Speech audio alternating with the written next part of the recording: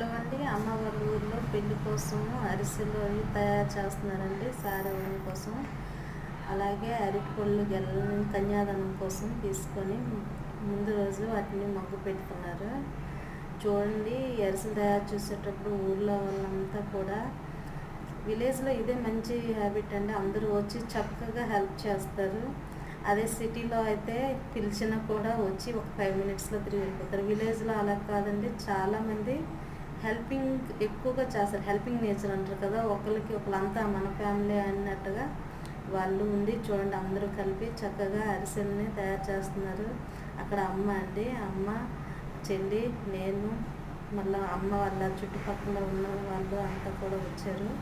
వచ్చి పెద్దమ్మలు, పిన్నిలు, వదినలు అంతా కూడా, అదేవిధంగా బయట వాళ్ళు కూడా ఉన్నారు. అందులో వాళ్ళు చక్కగా హెల్ప్ చేశారండి. చాలా హ్యాపీగా ఫీల్ అయ్యారు.